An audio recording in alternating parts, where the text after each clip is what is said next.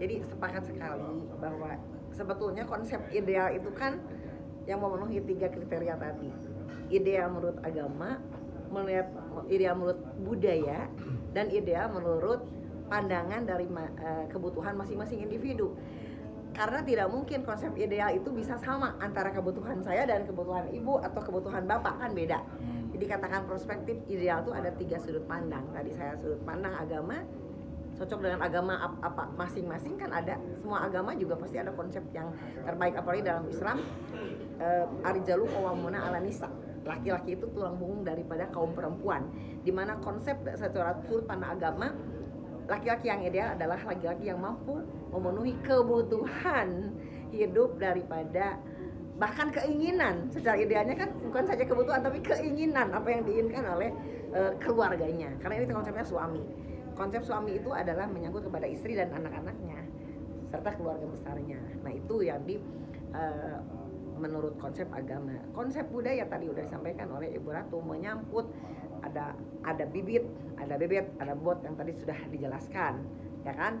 Nah, konsep secara kepentingan individu ya tadi antara kepentingan saya dan kepentingan ibu, kepentingan yang lain mungkin beda konsep ideal suami. Saya hanya sebenarnya karena saya seorang entrepreneur dan saya mempunyai kapasitas secara ekonomi, secara pendidikan. Jadi konsep apa sih ideal menurut saya? Suami yang mau memberikan keikhlasan untuk saya menjalankan karirnya dengan baik, gitu kan? Itu kan beda-beda. Saya hanya minta izin restu dari suami untuk saya bisa berkarya. Itu adalah restunya, itu adalah sesuatu yang ideal bagi saya karena sudah memberikan restunya. Nah, itu konsep ideal menurut pribadi masing-masing sesuai kebutuhan masing-masing. Kebutuhan saya adalah keikhlasan dari suami untuk saya berkarya dan berkarir.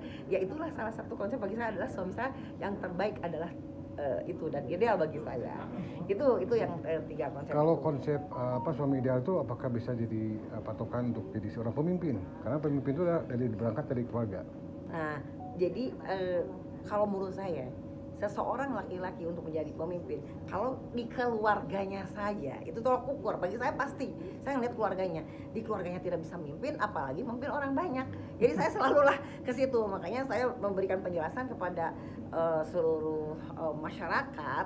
Kalau apalagi konteksnya mencari pemimpin, lihatlah keluarganya dulu. Kalau dalam keluarganya sudah tertata dengan baik, sudah mampu memberikan minimal dalam keluarganya itu kan syakinah mawaddah warahmah idealnya menurut agama. Tapi kalau menurut konsep lahiriah yang saya lahirkan, di dalam rumah tangganya itu ayeng tentrem.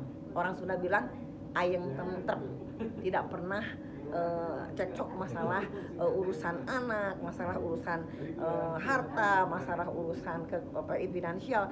Jadi itu seorang pemimpin yang ideal adalah yang sudah mampu memimpin keluarganya. Itu anak-anak dan istrinya sekolahnya baik, tidak kena narkoba, tidak kena judi online yang sekarang lagi marak. Nah, itu adalah konsep daripada kekinian. Makanya saya bilang sangat konsep ideal ini adalah sangat dinamis ya, dan tergantung kepada kebutuhan. Tapi yang jelas konteksnya itu tidak lepas dari urusan agama, urusan budaya, dan urusan kekinian atau kepentingan kekinian.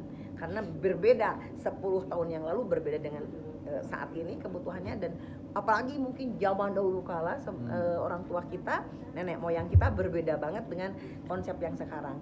Dulu tidak terlalu banyak yang namanya faktor-faktor ekstrinsik ya dari luar dalam urusan keluarga tuh, faktor-faktor dari luar keluarga.